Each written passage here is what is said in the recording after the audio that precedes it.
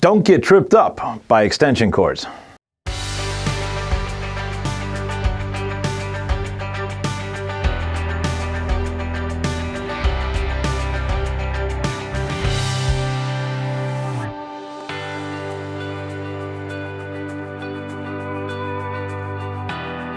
Welcome to another When It Comes Down to It. Today we're going to be talking about the proper use of extension cords, or basically the do's and don'ts of utilizing extension cords in the field. The most important thing with extension cords is to make sure that you're safe, you're using the correct cord for the location and use of that extension cord, and of course we want to make sure that we have a good long cord life, because extension cords are not cheap anymore. As a matter of fact, one nick can very easily cost you $100 or more. The first thing you need to do is make sure you understand and obey all of your regulatory rules involving the use of temporary electrical systems, especially in a wet environment that we work in so often in our world.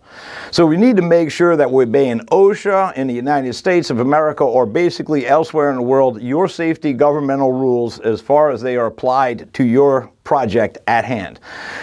Actually, in the United States, we're pretty lax. Many countries, extension cords have to be inspected annually by a licensed professional to make sure that happens.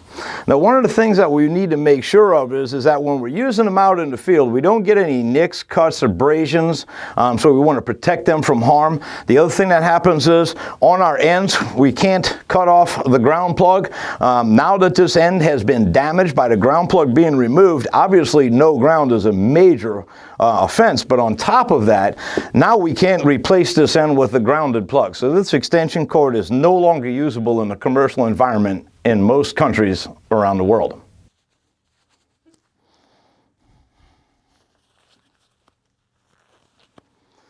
So the most important thing is use of the extension cord once you're making sure that you're abiding by regulatory. The use of the extension cord is about the location and also about what type of voltage and amperage or load you're going to put onto that extension cord. So here we have a very light duty extension cord. We already talked about the ground plug, we know that, but it's a nice little multi-tap system.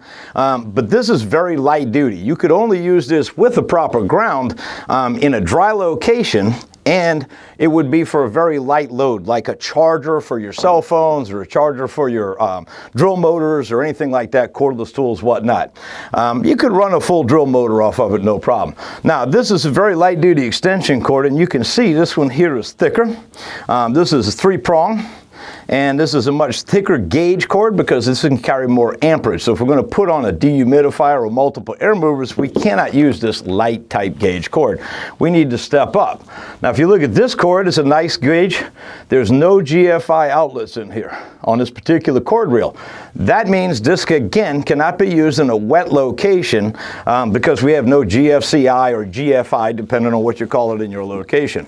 What you can do is buy this pigtail. And the nice thing about the pigtail is it allows you to plug in, protect yourself with the GFCI, and still gives you multi-taps.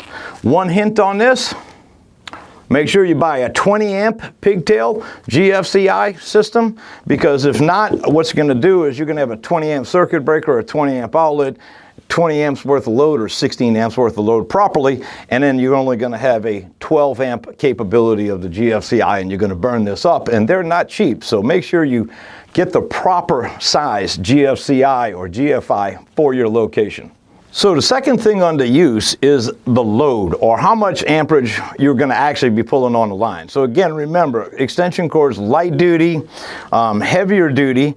The multi-taps, as we said, we can add, or what you can do is buy a high quality commercial multi-tap extension cord that actually lights up and tells you it's got the power. Now please don't bet your life on whether it's lit or not, but it's a nice indicator to have. These taps also come with covers, so you can cover them off to stop construction debris getting inside of them, and they come with the extra heavy duty gauge, so you can run your dehumidifiers and air movers down the hallway. These are very useful, especially in commercial. Biggest issue again is one nick or one damage to this and you've thrown away a couple of $100. So make sure that you're taking care of your very expensive high-end extension cords. Now, one other thing you want to do about protecting extension cords is if they're going to be on the ground. Remember, slip, trips, and falls occur to 15% of the accidents in the United States out there and the deaths. So we want to make absolutely sure these are protected in cable guards so people don't trip over them, and also machinery or rolling stock does not damage that extension cord. Very important to make sure that you protect them in your location. RTI tech tip. It is important to make sure that you do not leave the extension cords rolled up while in use, daisy chain or plug one extension cord into another, and of course never have trip hazards available for someone to fall. Okay, so now that your job is finished, you're going to get into the maintenance side of things. First off to do is keep yourself a good microfiber or some kind of decent terry towel to wipe off the extension cord as you roll it up. Now you can roll it up on reels or you can roll it up in coils. There's multiple different ways of doing it. One of the most important things is once you roll it up, go ahead and tie it up with a tie wrap of this type. These are great. And then what you can do is now hang this anywhere you want. You want to store the cords properly as well. Most important thing to do is understand when you're investing in some serious money for extension cords, because we're using dozens to hundreds of these things depending on the size of your operation, we want to make sure that we protect this investment for the company and for your own safety out on the job site. So when it comes down to it, know and obey your regulatories. On top of that, always make sure you're choosing the right extension cord for the right use, the right load, in the right location, wet or not, and then make absolutely sure, of course, that you maintain them properly for the future. As a bonus on this one, here we have a great photograph of properly stored extension cords, but there is a problem with at least one of these cords. Make a comment, see if you can figure out what the problem is. As always, thanks to C&R Magazine for distribution of the series, and thank you for learning with RTIlearning.com.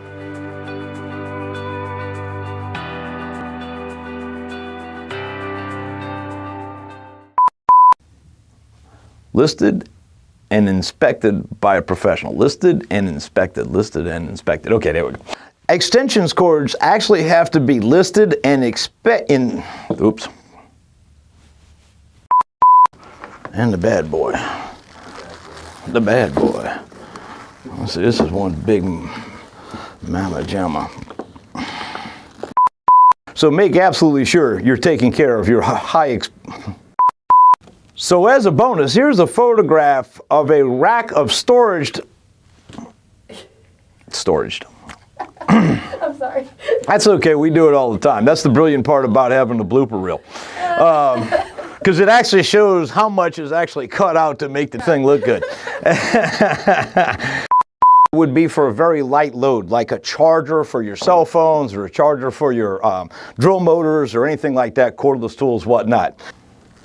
Okay, and yep, that's got it.